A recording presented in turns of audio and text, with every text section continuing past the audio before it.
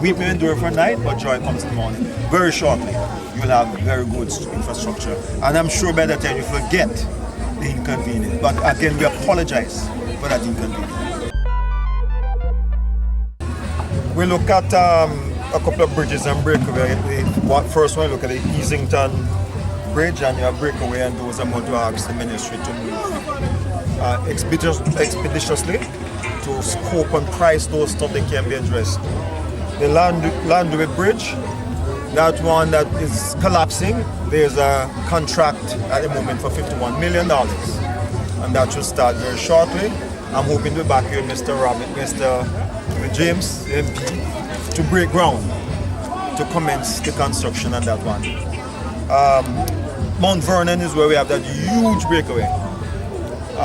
Between there and East Road St. Andrew, there are 6 such breakaways, and I gave instruction to have them scoped and designed. To date, I'm told that 3 of the designs are completed. That hope to have them completed by the end of October, but 3 are completed. I'm moving on to complete the others. Right? I believe we have to take some immediate actions to try and correct what we have there now, and that's looking at cutting down part of the embankment to widen what we have there, so that it be much easier for vehicular traffic to traverse there. All of us had a warm time coming through there. You have to be a good driver to really get through that breakaway. So the next step is to cut the hillside to make sure that we have a wider space for vehicles to drive us, for the commuters to get out their goods and so on. The other issue I want to touch on here is this South Coast Highway. There have been a lot of demonstration, a lot of noises, a lot of discussion, a lot of question as to where we're going and why it's not completed. The issue is that the road is progressing, and we have to understand that for us to do major infrastructure projects, there has to be some amount of dislocation to achieve the goals that we want to achieve. But a lot of these projects are close to completion because, for example, Hagley to Long Road out in Portland is now 89% complete and should be complete by November this year. Most of the others are slated to complete in March 2023, so well advanced. So where this situation is concerned, we're complaining about not closing the trenches and so on. You can't dig a few meters for pipeline and then you cover it. You have to do a good distance to have it tested before you can cover this stuff, and that's what they're doing. And that's why we have delay in certain areas. Where contractors, what has happened, I should say, is that the main contractor, China Harbour, has now implemented a strict milestone-based program of work for the subcontractors, which is being reported on weekly. So there are reports being submitted weekly on each aspect of the road for each of the subcontractors. And where other interventions are being considered.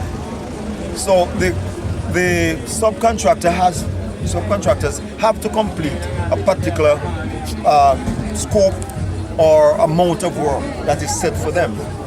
If it is not, there are other considerations that will be taken or be considered as such. So they have a strict schedule that they have to meet, and this is why we are confident that we'll have that project completed. If not on time, very close to the timeline. The issue would have completed before if we only had the road contract itself. But the decision was taken after we signed the first contract. Where we're concerned as government is that not only should we be doing roads, we have to have extensive drain system. We want to put in all the water lines, put in sewer lines, put in fiber optic cables. So that in future, you don't have to come back and cut up the place or dig up again. We do one dig.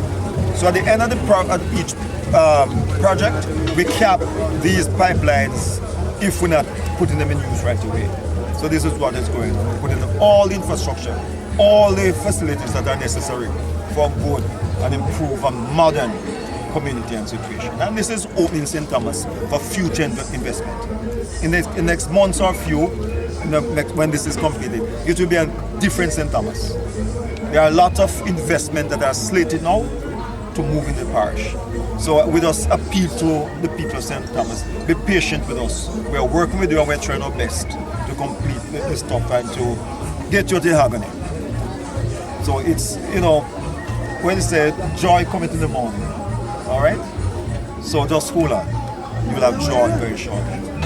Mr. Minister, there's a weeping may endure for a night, but joy comes in the morning. Very shortly, you'll have very good infrastructure. And I'm sure by that time you forget the inconvenience. But again, we apologize for that inconvenience. As the minister has said,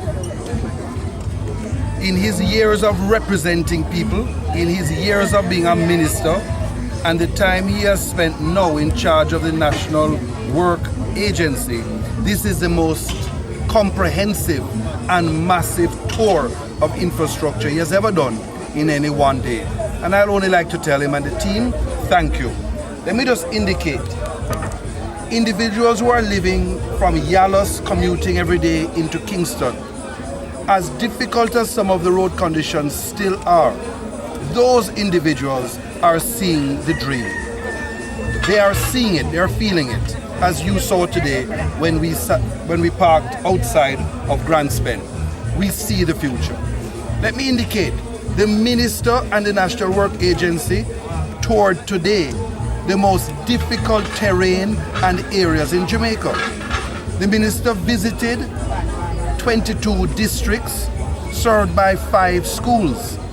Now, to come into the hills of St. Thomas and to see that level of infrastructure and to visit it is a tremendous effort. Between here and Penlyne, where the minister visited, very few people go.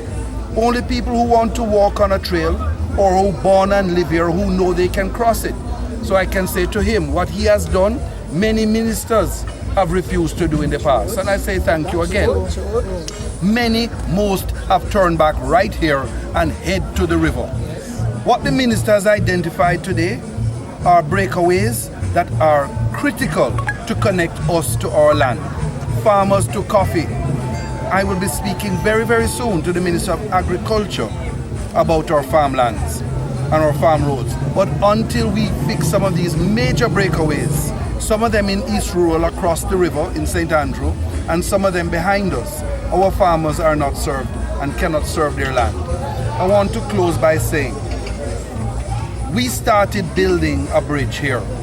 A bridge that was first built in 1909 that collapsed almost after 100 years, which the minister is going to cross that fording in Mahogany Vale on his way to Papine this evening. That bridge had to stop because of major breakaways in Gordon Town and then further up coming towards Mahogany Vale. Those breakaways, as all of us know in here, the biggest ones are now fixed and the others are under construction.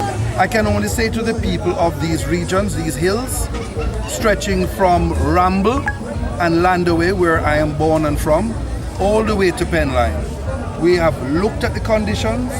There are about 2 schools where the minister has indicated the access to them has to be addressed, and he is going to look at those. Once we look at the education of our children and we respect the infrastructure that gives us education, we will have what is required. We will have prosperity.